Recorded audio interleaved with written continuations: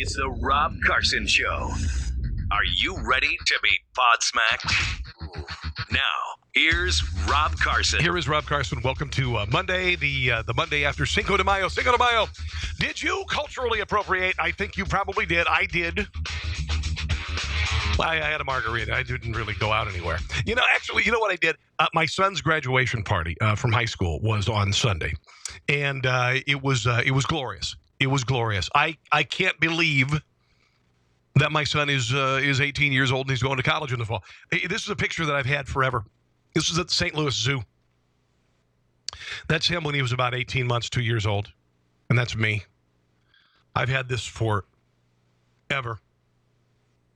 I love this picture. That's me at 34 years old. And I just can't believe that he's a senior in high school. They grow up so quickly. You know what the Muslim mothers say to their jihadis as they go off to commit jihad? They blow up so quickly. Yeah, that's what they tell them. So there you go. Anyway, welcome to the show. Glad to have you here, guys. I just want to mention real quick before we dive into the content. If you can become a member of LibertyOneTV.com, LibertyOneTV.com, please do so. $4 a month. $4 a month, and you continue the free speech march here. It is being interrupted on social media by Mark Zuckerberg. But if you join LibertyOneTV.com, you get the archives, you get to watch the show live, the whole deal. Glad to have you here. Welcome. And again, jwolftoyota.com if you are in the Kansas City area. One hell of a dealership. I'm going to tell you about them. You won't believe. There's a feature with the dealership that you won't believe. Coming up, one of the Obamas says she's not going to run for office. Valerie Jarrett is giving Obama credit for today's the economy. Illinois counties are declaring sanctuary cities, but it's not for illegals. University of Florida forced to apologize after minority graduates were shoved off the stage for celebrating. And should youth sports hand out participation trophies? Oddly enough, probably the most unlikely place you'd imagine, Maryland says no. No more participation trophies, kids. You got to earn them. You got to win, baby. You got to win. That's a positive. Okay. So let's get started. Let us get started. Did you hear? Did you bet on the Kentucky Derby this weekend? Well, I was at my son's graduation party, as I mentioned, and yeah, you're so damn busy with the graduation party. We didn't even get a chance to watch it, but for some odd reason, the family, we had 4 graduates at one party, which made things easy for me, although I cooked my arse off. But they had this ongoing movie all day of just the kids and their lives and all that on the TV, and we're like, could you just stop it for the Kentucky Derby? I know, yeah, my son's part of this too. But can you just stop it? No. You got to play the video. Whatever, okay. So we didn't watch the damn Derby. Anyway, one woman scooped up $1.2 million on an $18 bet. Did you hear that? This is unbelievable. Unnamed woman, Austin, Texas, selected 5 separate horses in 5 races at Redema Park Racetrack in Salem, Texas on Saturday. She was left gobsmacked when she watched them come home victorious one by one. So this is like a Quinella, but it's 5 different races, and you choose 5 different winners. So the odds of this are amazing, but she won $1.24 million. Unbelievable. On an $18 damn bet. That's even better than Hillary Clinton with cattle futures. Sorry, can't speak. Michelle Obama is not running for president. Did you hear the hue and cry for Michelle Obama to run for president? No, not really. There was a little Oprah kind of a there, Michelle Obama says she's not gonna run. She says she's not interested in running for office, cautioning that it doesn't matter who runs for presidency until the U.S. becomes unified. Your husband was the divider-in-chief, woman. There's a reason why you've got to protest every freaking weekend. There's a reason why Black Lives Matter and Occupy and all of this crap happened. It's because of your husband. He knows. He knows the socialist communist rule book. Divide, weaken, divide by race, by sex, by religion. You don't want the country unified, Michelle Obama. Dear God in heaven. Your husband didn't want anything to do with conservatives or the Republican Party for 8 years. Honestly, this woman is just the hubris. She did an interview with actress Tracee Ellis Ross, who knows? At the United States of Women Summit in Los Angeles, when Obama appeared to respond to an audience member urging her to seek office, like she's qualified. She's never really had a job for real. I mean, she never did.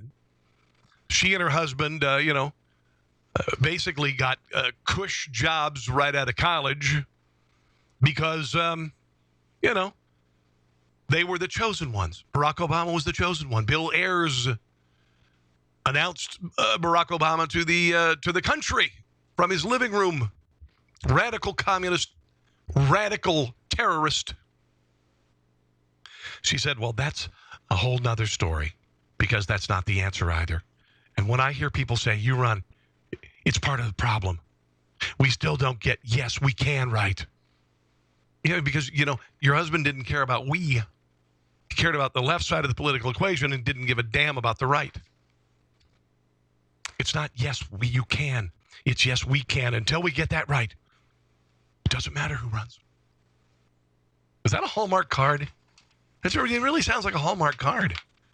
I mean, it sounds, but it reads like a Hallmark card. Yeah. Valerie Jarrett is a tool. She worked in the Obama administration. She's Obama's right-hand woman. If that were Bill Clinton, the whole right-hand woman thing would be something completely different. Anyway. Yes, last week we got some great news. We got a couple of things. It looks like the Korean War is over. It looks like the Iran nuclear deal is over. On Friday, we learned that there was 3.9% unemployment rate in the country, which is lower than it's been in 45 years. I don't know. It's been a hell of a long time. 3.9%. I don't remember the last time it was. I mean, it was low when George Bush was in office.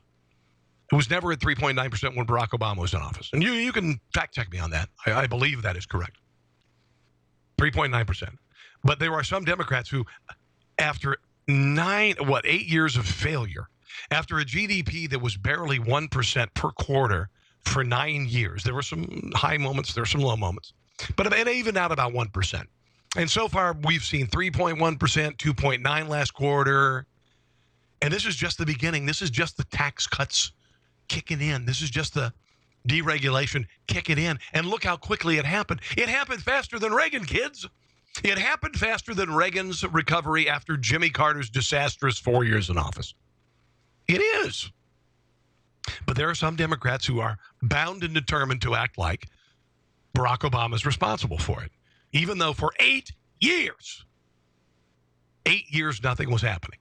8 years of lousy economic growth. The reason why there was any economic growth was not because of Barack Obama. It was despite Barack Obama. Because the American people and American business, we are capitalists and we fight back and we find a way. When there is a roadblock put up, we find a way.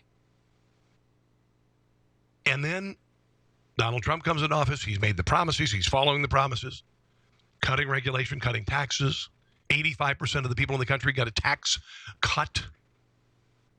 And yet people like Valerie Jarrett are still trying to convince America that Barack Obama is responsible.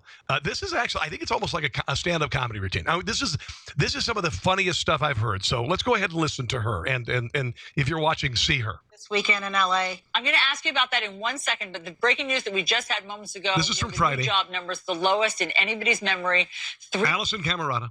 3.9% unemployment rate. It's been 15 months of Donald Trump's presidency. Do you give him credit for that? Look, I think we have to look at it over a longer horizon than that. If you think about what the economy was like when President Obama took office, and we were losing 750,000 jobs. For about 3 months. A month. And under his watch, the unemployment rate dropped in half. And it's encouraging to see. And the food stamp rate went up like a third.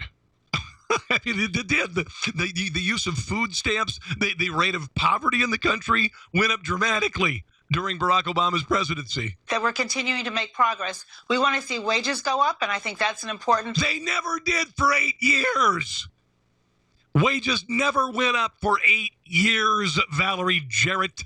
I'm focused, and I was glad to see you talk about that too. So for the workers out there who are the workers, such a socialistic term. Back to work today, I think it's very encouraging. Okay, yeah, and it had nothing to do with Barack Obama's presidency. You remember the whole thing? Pardon me, it's a little warm in my office. We turned the AC on for the very first time today. We begrudgingly turned on the AC. The reason being was 85 degrees outside and nearly as warm inside. But remember the Obamacare mandate where businesses couldn't have more than 50 employees? If they did, they had to provide health insurance for them. And the 29ers, full-time was 30 hours. So businesses, to save money, kept people at 29 hours and didn't hire more than 50 people. So 29ers or 49ers, remember that? Yeah, that happened during the Obama presidency, okay? Small businesses were not growing. Wages were not growing. Now they are. Girl, you got to get over yourself and realize your policies fail. If the Reagan turnaround after Jimmy Carter didn't convince you, then certainly the last year of the Trump presidency, and it's going to become more resounding. It's going to become louder. It's going to become bigger. Let me see if I can watch your comments here. I haven't checked your comment. Hello, Linda and Elizabeth. Glad to have you guys here. It's really nice to have you joining me tonight. Please share if you can. I know there's been kind of a crackdown on Facebook, but I'd appreciate your comments, your likes, your shares. That would be great. A couple of stories that I want to share about the right using the tactics of the left. One of them I agree with. One I'm on the fence about. California declares sanctuary cities. States all over the country, governors all over the country have declared sanctuary cities for illegals. Okay, they're illegals. California, I think, is a sanctuary state now. All right. Several counties in Illinois have declared sanctuary status for gun owners because Illinois is going after guns. Even they don't understand Chicago. Chicago, last weekend, had 71 people shot, even though they have the toughest handgun laws in the country. All right. So several counties, because the idiots in Illinois continue to want to make Illinois gun-free and go after lawful gun owners, take their guns away, even confiscate the guns. So several rural counties have taken a stand for rights by co-opting a word that conservatives associate with the liberal policy, sanctuary. 5 counties recently passed resolutions declaring themselves sanctuary counties for gun owners. I think this is pretty cool. I like this. And by the way, sanctuary city is Chicago for illegals. They don't cooperate with aspects of the federal immigration enforcement. I just think this is great. Resolutions meant to put the Democrat-controlled legislature on notice that it passes a host of gun bills, including new age restrictions for certain weapons, size limit for magazines. They're going to go ahead and have a sanctuary. This is obviously figuratively. I mean, you'd have to really love your guns to move to these counties in rural Illinois. To move anywhere in Illinois, I mean, they'd have to be, wow, it'd have to be really awesome. But anyway, that is the right using the left tactic to forward something. Now, I agree with this partially. America's abortion clinics experiencing a major upsurge in blockades by anti-abortion activists last year. Now, I am a pro-lifer because I was a fetus. That's it. I was a fetus. It's pretty easy, right? Isn't it kind of real easy to figure out if you're pro-life, if you were a fetus? Every fetus has a right to live. It does. And a lot of the times when you see these, whether it be BLM protests or whatever, they blockade streets. They line up, and if you touch them, that's some sort of a crime. But there are anti-abortion protesters lining up out in front of abortion clinics. Well, welcome to it, kids. Welcome to it. Touch me. Go ahead. Try to get past me. Go ahead. Try. You've seen these at protests, right? You've seen leftists do this. And you can't push back through them. If you're a civilian, I guess if you're a police, you can do that. And sometimes they do. But anti-abortion protesters are doing this now. And I think there are some great things. Now, this is from the AP, so this may be very slanted.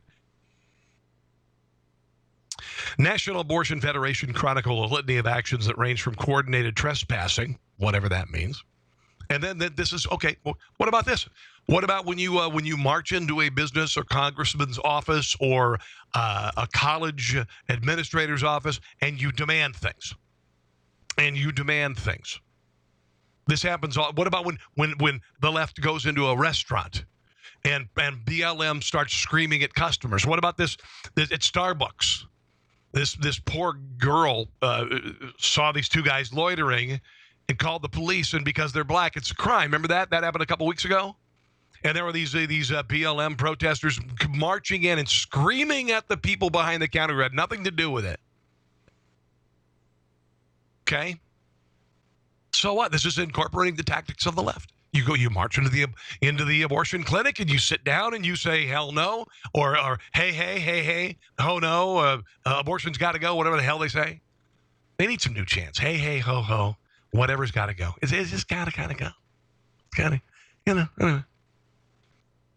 So apparently they're saying repeated brick throwing at windows at a Cleveland clinic. Attempted bombing in Illinois. Now, obviously, we agree with or disagree with that. We disagree with that. Let me just make that clear. Report found that there was an overall decrease in acts of vandalism against clinics, but a significant increase in activities aimed at disrupting services. Good. Decrease in vandalism. Super. No excuse for vandalism. That's what the left does. That's what Occupy does. They throw urine bottles and feces at police officers. That's what they do. We don't do that. And a lot of times when it's said that we do this, well, look what a highlighter looks like on there. It's black. It's really yellow. That's kind of weird. Anyway, sorry. This is for the people who are watching, not those who are downloading the podcast. Acts of trespassing increased from blah, blah. I'm not going to get into the statistics. But Mayo clinics across the country routinely are ticketed by illegal picketing near their premises. Good. I love it. Some cases, the protest escalated to intervention by federal and law enforcement agencies. This happens on the left all the time.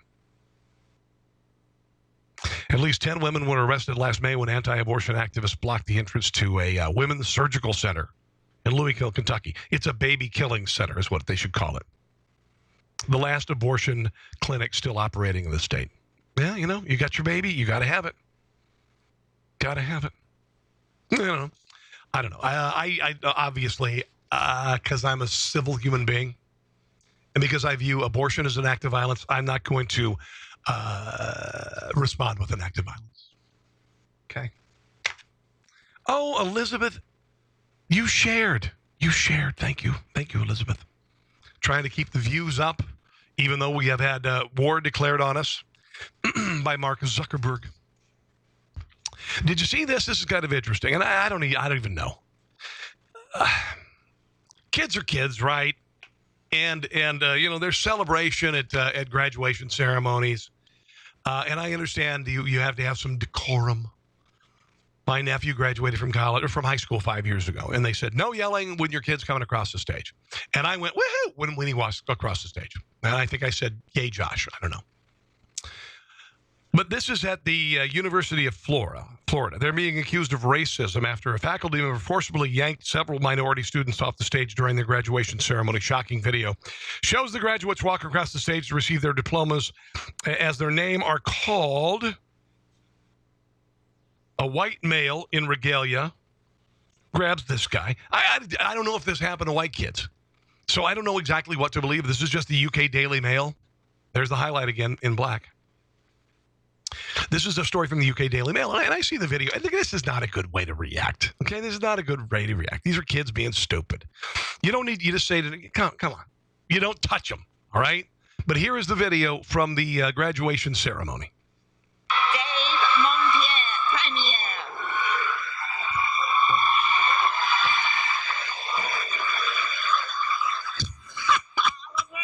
That was fun. He shot my tongue. She goes, this doofus. You know, yes, decorum, but just wave the kid off and go like this and go, you know, and make it another announcement. No celebrate. Just get your diploma. Don't act like an idiot. There you go. Get your diploma and don't act like an idiot. But they made it a big racial thing. Apparently, the University of Florida president has issued an apology for the inappropriately aggressive behavior. Well, at least it wasn't macing. You know? Unbelievable. I've got a story coming up that I'll share with you about participation trophies in an unlikely liberal state going by in at least one athletic district. I do want to mention one of my sponsors, which is Pit Barrel Cookers. Pit Barrel Cookers are glorious, glorious, glorious. I've got two of them. I've got the Pit Bull Classic on the left there and the Pit Barrel Junior. I enjoy smoking meat, slow roasting, and grilling. You can do all three with these. Noah Glanville and his wife Amber came up with these. Noah is a military and a veteran, and he came up with it because he came back from war with PTSD, and he landed in the States with his unit, and he smelled barbecue, and he said, I know I'm home, and some veterans made barbecue. And so he's made a living out of it, and these are glorious cookers. They'll last you the rest of your life. You want to order liberty1tv.com/cooker, liberty1tv.com/cooker.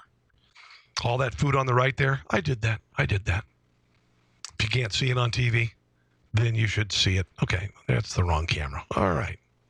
But anyway, liberty1tv.com/cooker. It's spectacular. Spectacular. Okay, so here's an interesting story out of California. Chula Vista, California, an artist who painted a school mural depicting an Aztec warrior carrying the severed head of President Donald Trump on a spear. They've decided to remove the mural after a storm of protest. I've got a picture of it here. Let me go ahead and find it here. There it is. Here's the picture. There it is. The mural was painted several days ago, then immediately covered up after local news reporters heard of it. Artist Sasha Andrade Mercado posted images of the mural to social media, decrying that it was censorship.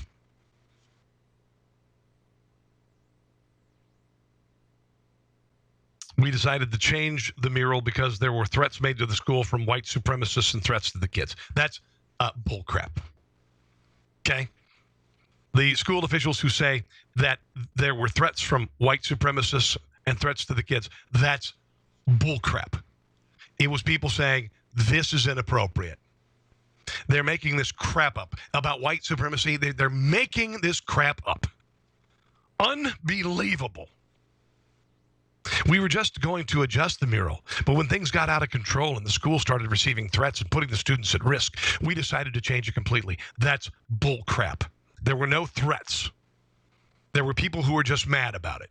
There were people just said it's wholly inappropriate to have Donald Trump heart in the hand, the right hand of this whatever Mayan warrior, and a spear through his severed head.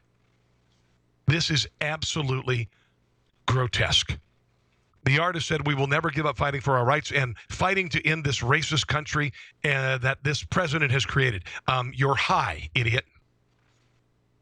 Do you know that minority unemployment is the lowest rate? Hispanic and black unemployment is the lowest it's ever been. Lowest it's ever been. So if Donald Trump is really a racist, he's doing a lousy job. He's doing a really lousy job. Here's the thing.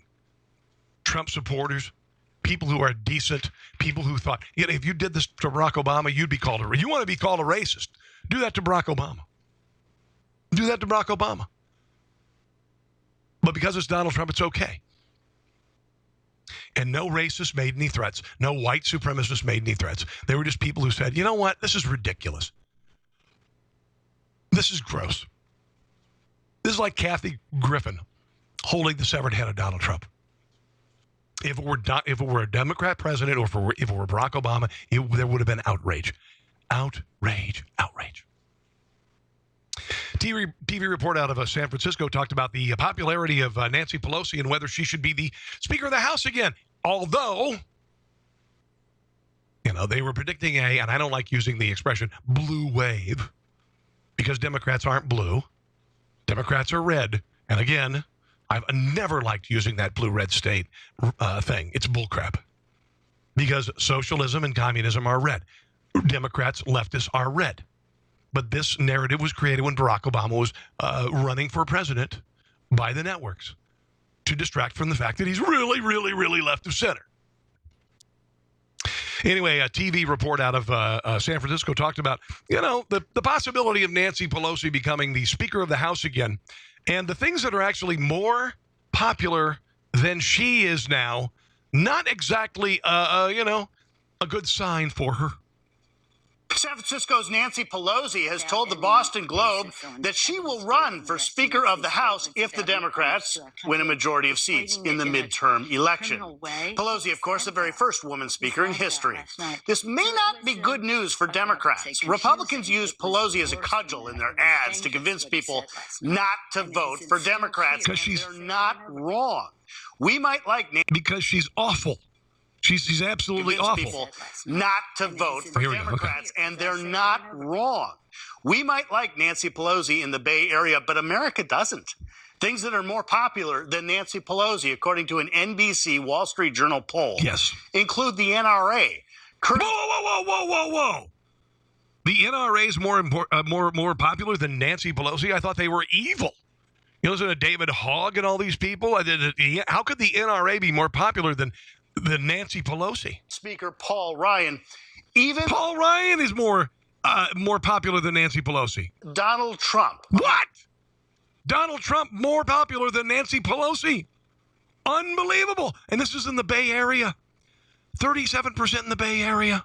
Unreal. Among all Americans, Donald Trump is far more liked than Nancy Pelosi. Other news. Okay, now, this guy says that Donald Trump's national approval rating is 37%. He's high. It's 51%. Nancy Pelosi's is 24%. And it's because she's an awful person. Yeah, that's pretty much it. And people are tired of hearing from her. This last election, presidential election, people are sick and tired of people going to Washington, D.C., spending their entire lives telling us how to live ours. That's a Rob Carson truth. Thank you very much. That's what it's all about. Oh, Rob Bertram is watching. Hello there, Rob, and welcome to the show. Glad to have you watching this evening, and thanks for sharing.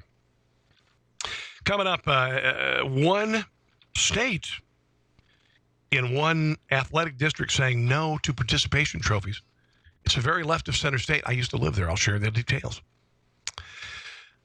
Some schools in the UK are removing analog clocks because students are having a hard time reading them. According to the London Telegraph, students are being raised on digital clocks, can't figure out what time it is on an analog clock. You just learn how to do it. Causes them stress about time running out during tests. Now, this is in rooms where tests are being given, so they're getting rid of the analog clocks because the little snowflakes are getting stressed out because they don't know how much time they have left. Oh, God in heaven. The current generation aren't as good at reading the traditional clock face as older generations, according to Malcolm Trobe, Deputy General Secretary of the UK's Association of School and College Leaders. Here's what you do. Third grade rolls around, fourth grade rolls around. You teach them how to read the clock. Dear God in heaven. Ugh. Reisterstown, Maryland. They're giving up trophies for participation, for showing up, aged 4 through 8. Before the current season began, the Youth League posted a new message on its website for parents of its youngest 2 divisions. There will not be any participation trophies or medals handed out. You have to win them.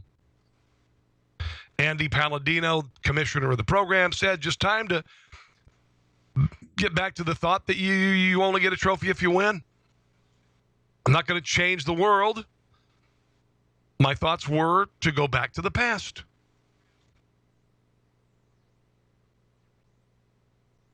Many youth sport league still provoke a sharp cultural debate about how best to build children's self-esteem. And it's a part of the self-esteem movement. Around Maryland, across the country, soccer, baseball, other programs are grappling with whether to provide the generic awards given to all players. Now, when I was a kid, when I was in elementary school, and I played baseball, Sam Heimgardner, who was a state trooper and also a coach of my Cubby team, and made us do knuckle push-ups in the dirt, he would give us a baseball. He would give us each a baseball, and he'd put the year that it was. But you didn't get a trophy. You got a ball. Now, we had a couple of different things. We had the Best Player Award. We had the whatever Bravery Award. I don't know what the hell it was. And I remember because my brother played the season with a broken thumb as the catcher, but a kid with diabetes beat it for the Bravery Award. Some parents say that they're uplifting, foster a sense of belonging. Others say they illustrate an American tendency to coddle children. You know? And this is all stemming from the 1980s, okay? And the movement, the 80s self-esteem building that became, this is according to researcher Ashley Merriman, author of Top Dog, The Science of Winning and Losing, says that self-esteem became an educational priority kicked off in the state of California. Well, no kidding. At the same time, the mass production of trophies kicked in. She says now we can crank out thousands of medals, plastic and tin instantly. First and foremost, we need to learn that mistakes and failures are okay. We don't have to actually pretend that every time we go out, we win. Over time, this is giving the message that nothing is worth doing unless you get acclaim and recognition. It's overpraise. I love that. I love that. Because what do you learn more from kids? What do you learn more from? Do you learn more from winning or losing? What do you learn more from? I mean, one feels much better. Winning feels much better. But if you win, what's the point in getting better? When you lose, you did something wrong. You did something wrong. That's what it's all about. You did something wrong. You failed. You failed. You failed. Sometimes we win. Sometimes we fail. Sometimes we succeed. Sometimes we fail. But you learn more from the failures. At least I did.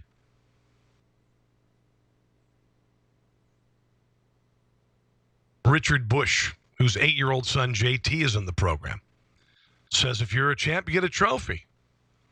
You have to learn to take the good with the bad. I love this. I love this.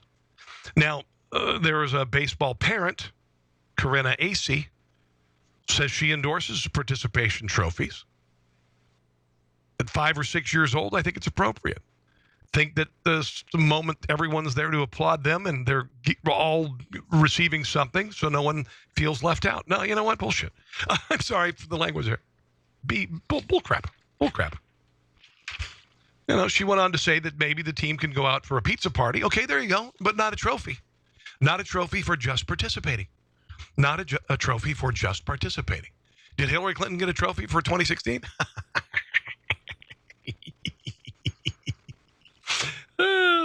No, but I tell you what, her foundation took a hell of a hit. Yeah. I think it's neat if you want to love up your kid.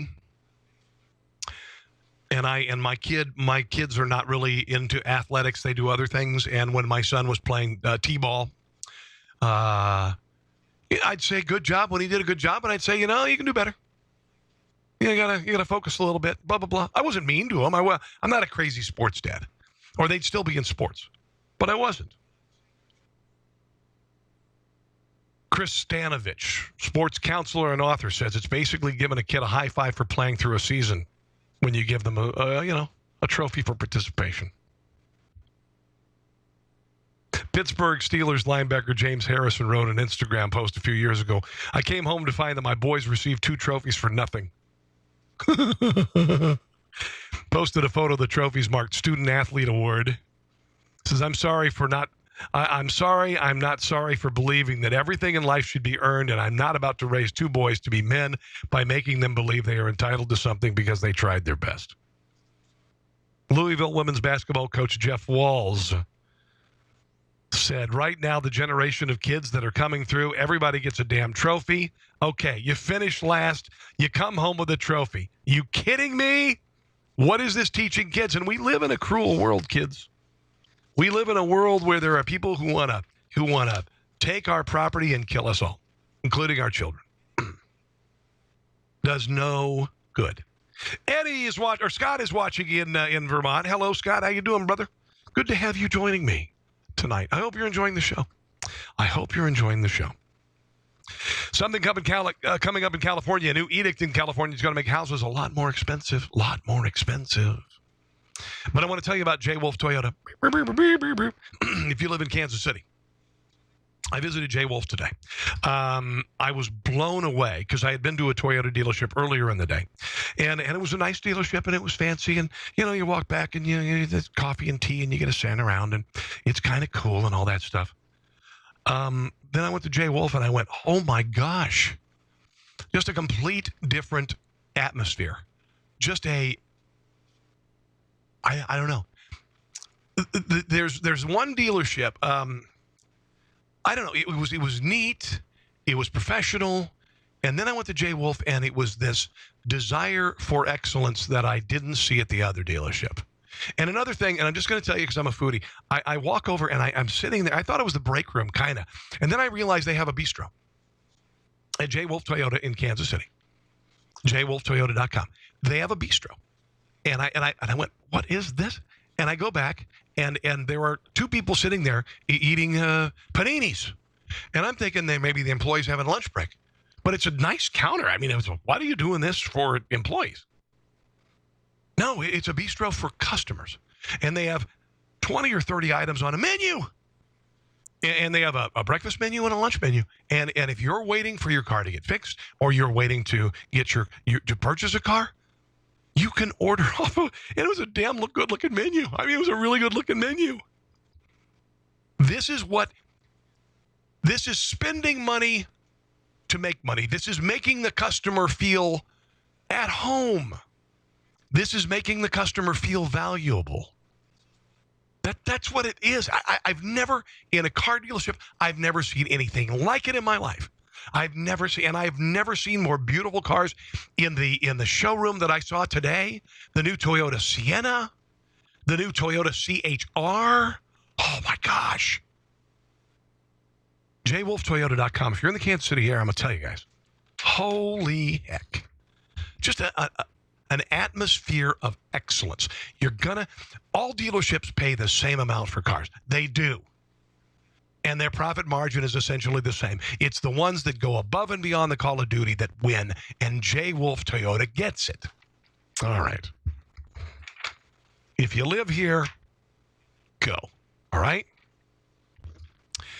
So California is going to, beginning in 2020, they're going to require that all new homes have solar panels on them. Solar panels. Okay? That's what they're going to do. Nearly all new homes, except for the ones that can support them. Maybe mobile homes. I don't know. The new standards poised to hike construction costs by $25,000 to $30,000. So, but they're saying that the estimated amount to save homeowners. This is from the Office of Pulling Statistics Out of Your Rear End. In 25 years, you'll save $50,000 to $60,000. So they'll pay for themselves in 25 years. But in the meantime, you're adding another $25,000 to $30,000 to your price of your house. I don't know. I think solar maybe in California works a little bit better. Doesn't work so well in Seattle. So California's abundance of warm, sunny days apparently is, it's going to do it. Did you hear this guy who ate 30,000 Big Macs? Yeah, this guy ate 30,000. His name's Don Gorski. He's eaten 30,000 Big Macs in his life. He's a world record holder. And he just finished his 30,000th over the weekend. Here he is talking about, this is him eating his 30,000th. Ever since I was a little kid, my favorite food was hamburger. When I heard McDonald's was coming out with a Big Mac, it's like, I figured I'd be eating a lot of those. Because like I say, double burgers are the best food Oh, say, he sounds a lot like he's from Wisconsin there, eh? in the world. And what I started doing was after I eat my Big Mac, I'd throw the carton in the back seat of my car. And so every carton I had was in the back seat. And then after a month, I decided to clean the car out. And at first, I was only going to keep track. I thought I was going to get drafted for the Vietnam War, you know. So I thought, well, at least I'll eat them every day until I get drafted or whatever. And then when I didn't get drafted, it just kept on going. Right now, there's 6 Big Macs in my freezer. And that'd be in case of a snowstorm or something, because that's the first time I missed eating a Big Mac was a snowstorm, and McDonald's didn't open that day. And that got me into the habit of starting to. Here he is talking about eating his first one. As soon as I got my first car, this is the first place I came to. I bought 3 Big Macs, ate them out there, enjoyed them so much, and I came back about 5 o'clock at night, bought 3 more, ate them out there.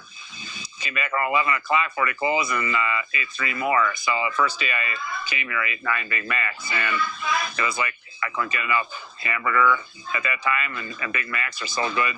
So I ate 265 in the first month. What? He ate 265 Big Macs in a month. How many do you eat a day usually? Usually it's 2 a day. Okay, now last year I ate 741 last year. Okay, well that's more than 2 a day. So that means there's days I had 3, but that's because they're getting smaller. It's probably 90% of my solid diet is probably Big Macs. That parking spot, that's where I asked her if she wanted to get married. I mean, this place is special. A lot of reasons, you know. Yeah. I had 1 Whopper in my life. Yeah. 1984. Guy gave me $5 to eat a Whopper. So after I ate the Whopper, took my $5 over to McDonald's, got some Big Macs. Unbelievable. Hey, you know what? This son of a gun, I'm sure his cholesterol's perfect. He's not overweight. I hate people like that. I hate. Oh, no. Finally, more than 200 George Washington University students have signed a petition to eliminate the school's offensive mascot and nickname. George Washington University is named after, are you ready for this? George Washington. Yeah. But apparently it's got some, some people's panties in a bunch because they call them the colonials. Students say they object to the colonials' connection to colonization and systematic oppression. You know, the whole world has been colonized, kids. The whole world has been colonized. The Mayas, the Incas, the Aztecs, the Toltecs, they colonized Central and South America. They did. They colonized. They killed. They murdered. They slaughtered all the way across the country. The whole world has been colonized, children. Nobody has ever owned the land completely. All right?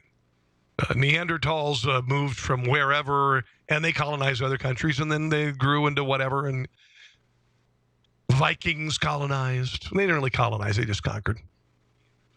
If you're watching on the show on Facebook, here's a picture of the mascot. And I just chose this picture because I guess it's meant to, like, they're trying to set him on fire. But anyway, he's basically a colonialist. He's a one of the founders of the country. Colonial's mascot has been effective since 1926 as a nod to the university's namesake, George Washington. The petition that students, listen to this, came up with, and there are 200 who are upset, have their panties in a bunch. And by the way, sophomore Rachel Yakobishvili came up with the petition. We, as students of George Washington University, believe it is a great exigence that the university changes its official mascot. The use of colonials, no matter how innocent the intention, is received as extremely offensive. Offensive, yes! On a university campus where free speech is supposed to rule, being offended is the worst thing you can do, even though offensive speech is what the First Amendment protects. Offensive by not only students of the university, but the nation and world at large. I'm not offended.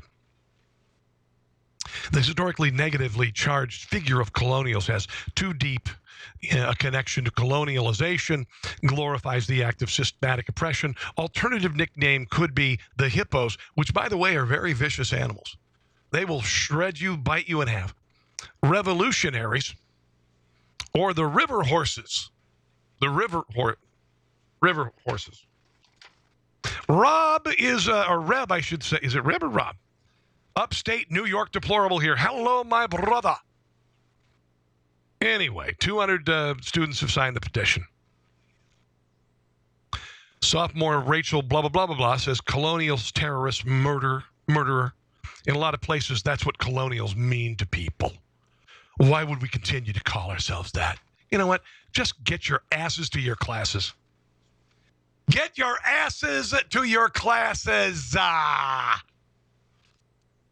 And if you disagree and you're offended, it's glorious. It's glorious, you little snowflake. This is what happens when you do participation trophies. Because they learn to think that they're entitled, they learn to think that they're more important than they really are, and they learn to demand stuff even they are not in the position. They do not have the